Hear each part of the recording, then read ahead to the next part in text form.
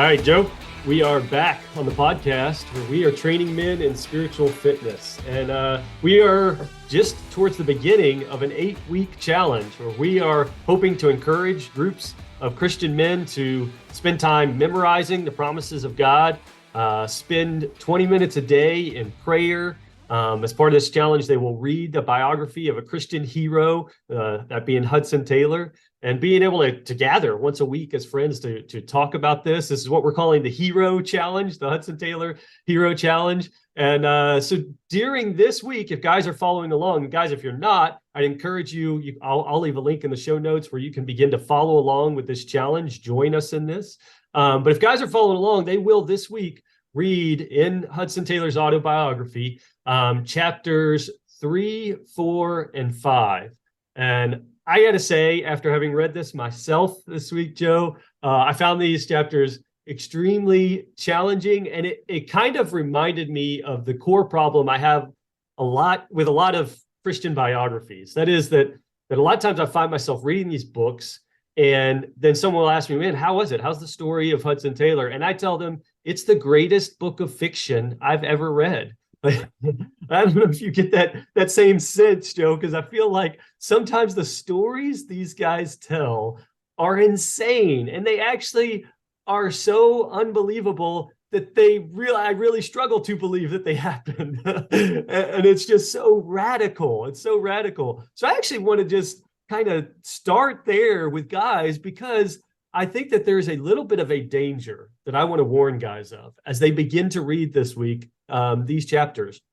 The danger is that you will open this book, begin to read these stories, and you will hear them and the greatness and the just unbelievable things that happened in the lives of Hudson Taylor. And you'll say, wow. And then you'll turn the page and you'll move on. And you may completely miss exactly what's going on. And really the stories that I think our friend Hudson Taylor wants us to learn. So I guess I want to ask you, Joe, do you think that trusting God always results in these stories that sound like fiction? Do you think that this is the average expectation for guys who surrender their lives in trust to God?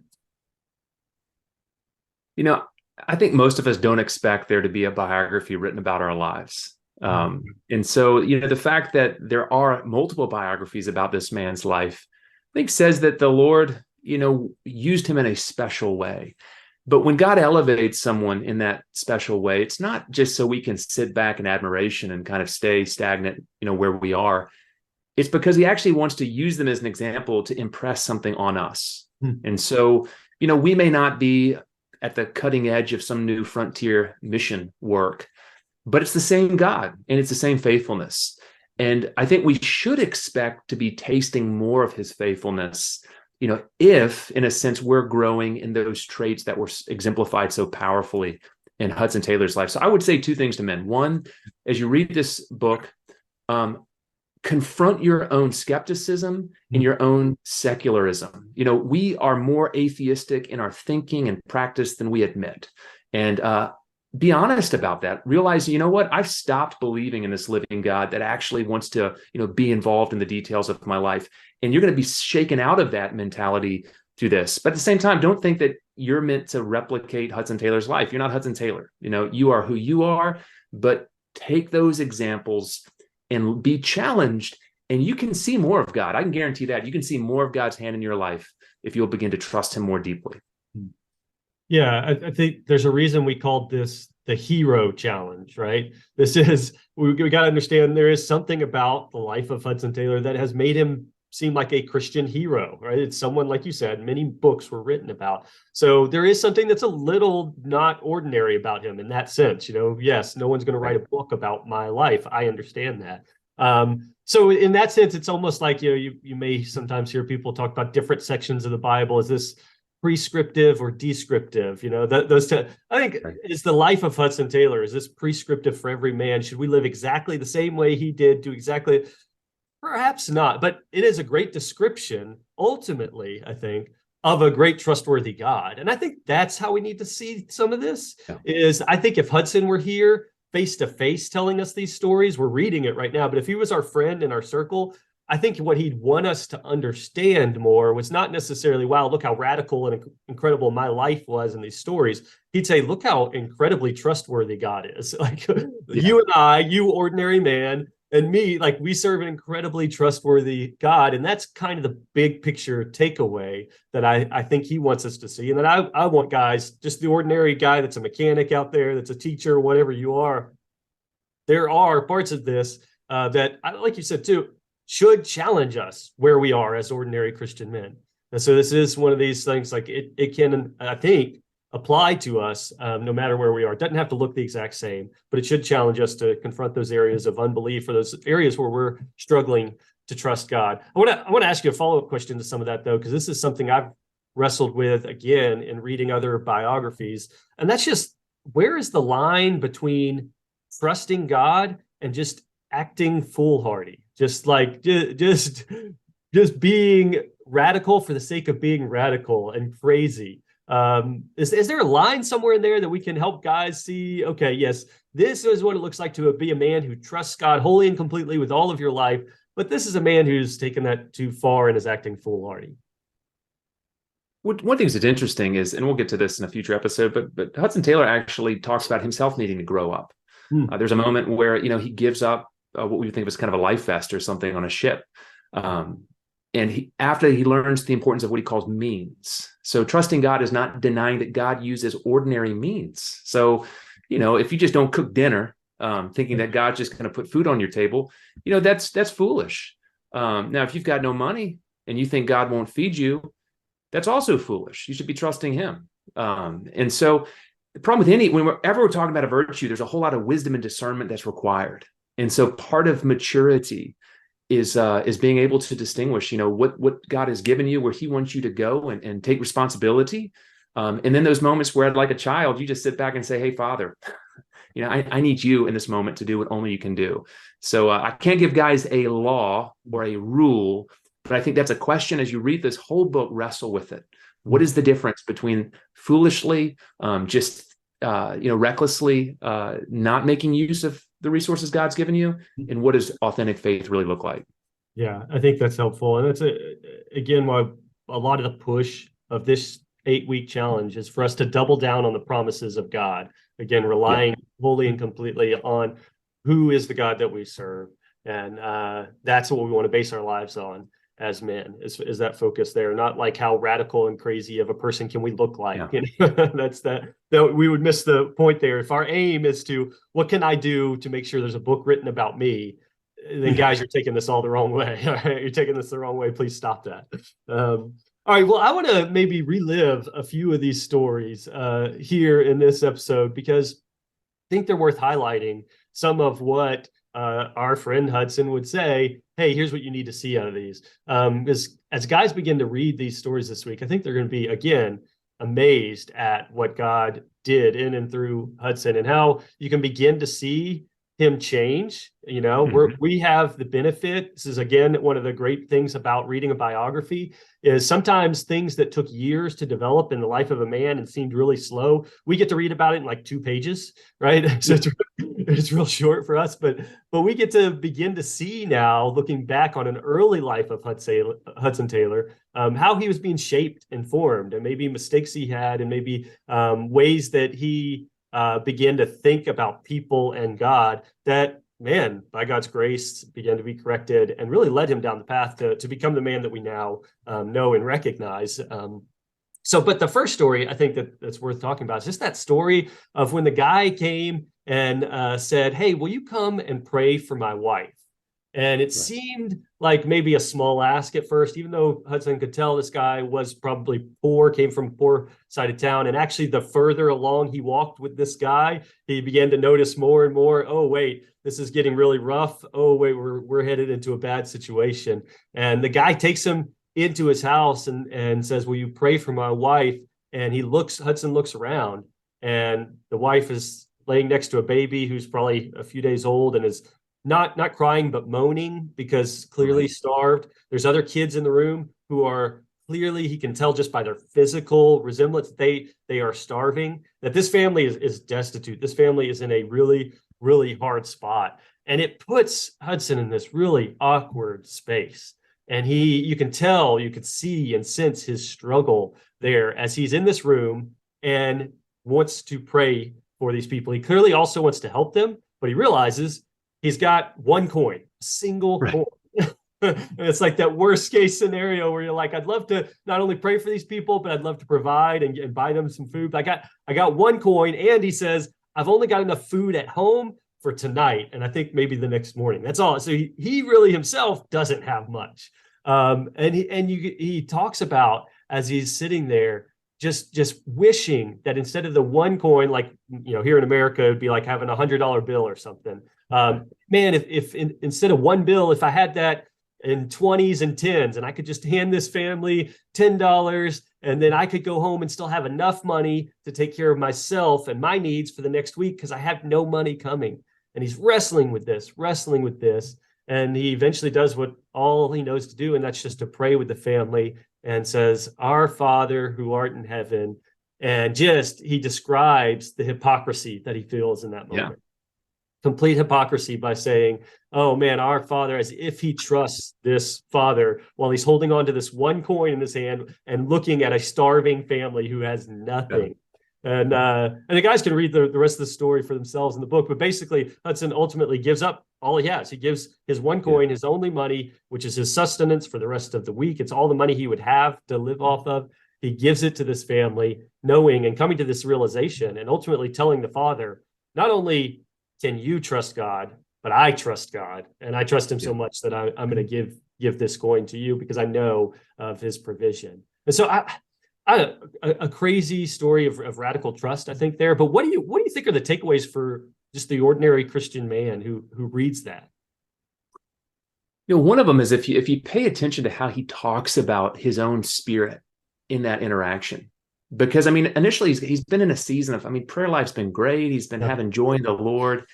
And then as he enters into this home and he wrestles with his own, what's ultimately greed and lack of faith. He wants to cling to this money and ask God to use somebody else to provide. And he talked about how that all of a sudden his joy is like quenched. And it's only when he gives that money that all of a sudden it's like the joy is unbottled again. And I think all of us, the truth is the Holy Spirit is working in our hearts. And we have these moments where we know we're being led to obey or submit or yield, and we resist it. And that does kill a kind of spiritual peace or joy. And as we step back out, and sometimes it's after a radical act of faith, that all of a sudden we have that closer sense of communion with God. Mm-hmm. So one thing I would just encourage guys, if you're in that space where you're resisting the leading of the Holy Spirit, give up your pride, give up whatever it is, because that space of trust is going to be also where there's real fulfillment not found elsewhere. I think the other thing is, part of what he's learning in this period of his life is that the Bible has radical things to say about giving ourselves and giving our finances. So again, if you listen, Hudson Taylor, he knows his Bible so well that often there's hidden verses. And so one of the verses in the background in that story is a Proverbs 19:17, and it talks about whoever is kind to the poor lends to the Lord. If you pause and think, what would it be like to lend to God? You can't lend to God. God owns everything already. But what Proverbs is telling us, if you want a return on your money, the best thing you could do is put it in the hands of the one who has everything. And that's what he finds. So he gives up that coin that, again, is a whole lot more than what we think of as a coin. But then in the mail the next day, he gets, it's like, a huge return, 4 times or something, what he gave away. And he can't even read the address. He doesn't even know where it comes from. And so it's so clear this is from God. And it's him learning that, no, all that the Bible says, we have a heavenly Father. We can trust him. We seek first his kingdom. He'll make sure that the other needs are provided. And that becomes the foundation of, a whole lifetime of much deeper, more radical acts of faith. Yeah, as I read the stories, especially the story of Hudson Taylor, there are times when I find myself saying, ooh, I want to be that kind of guy.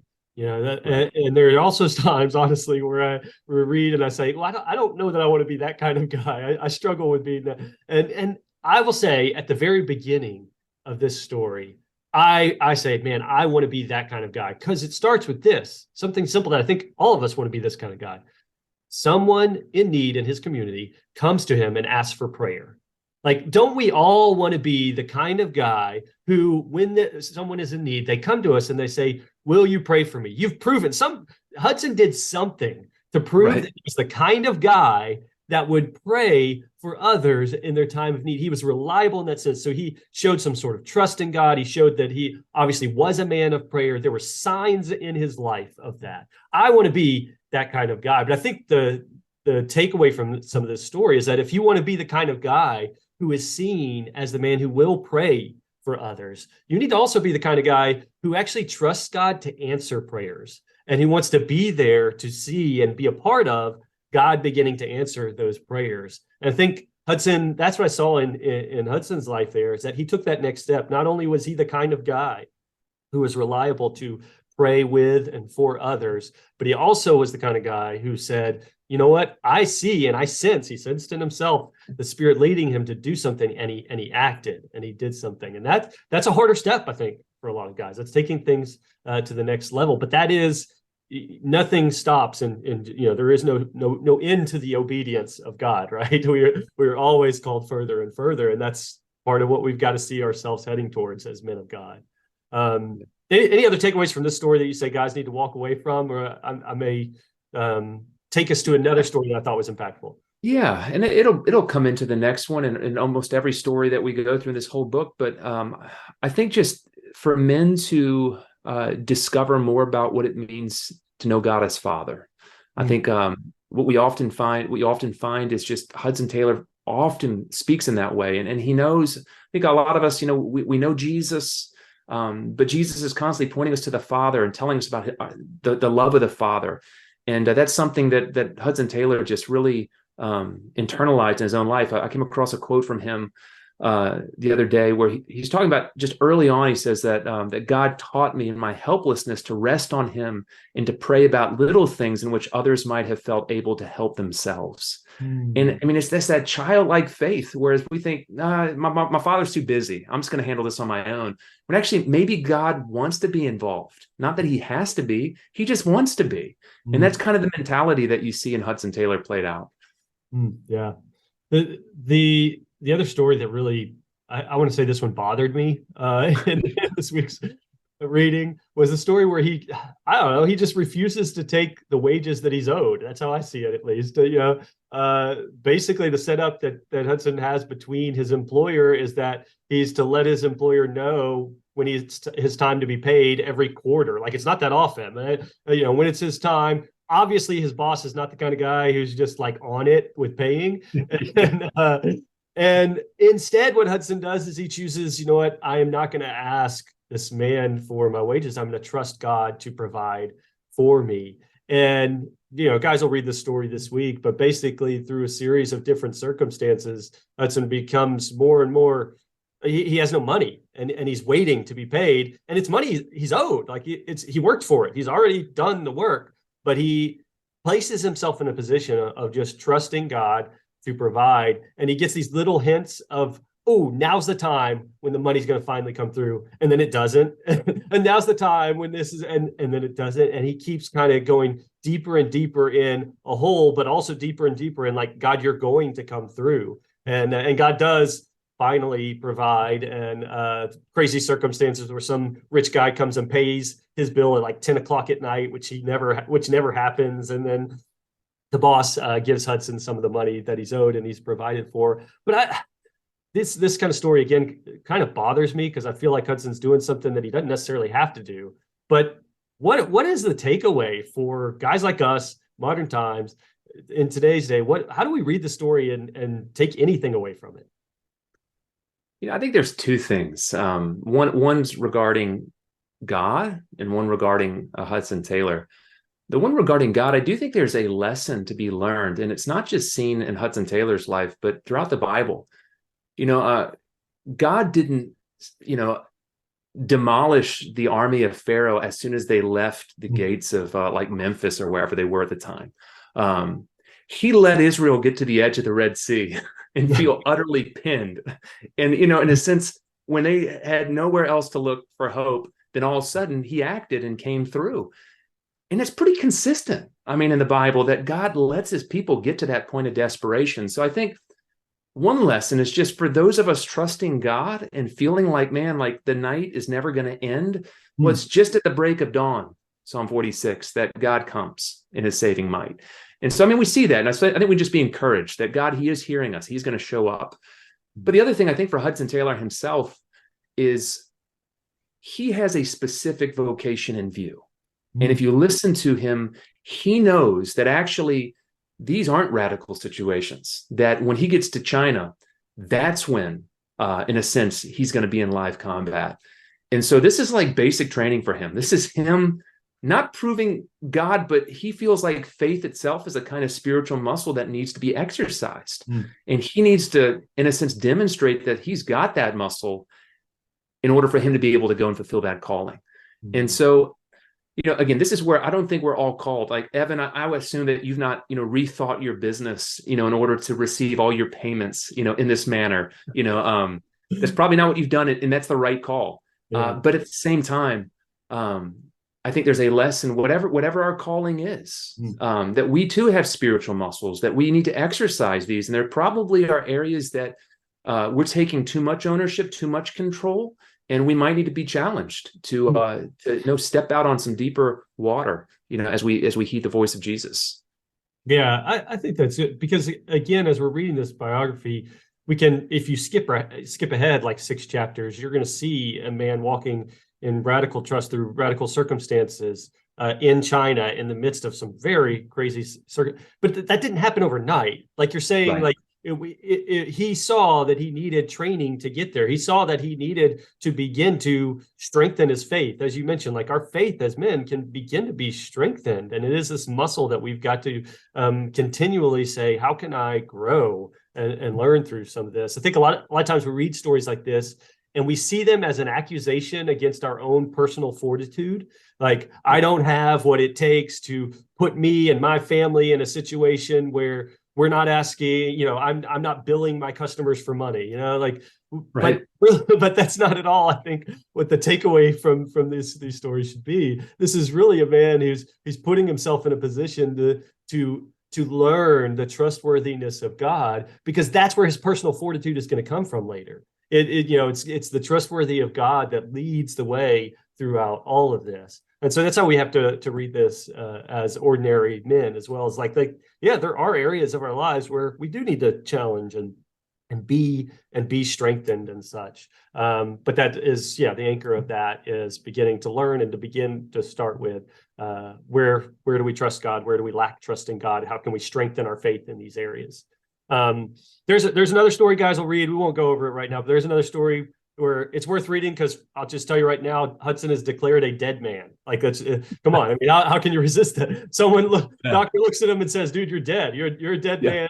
It's over for you." And I think what we learn is, hey, there's more books, so he must have lived. And so again, you're going to read of some great circumstances where God proves faithful, and a great testament of, you know, faith.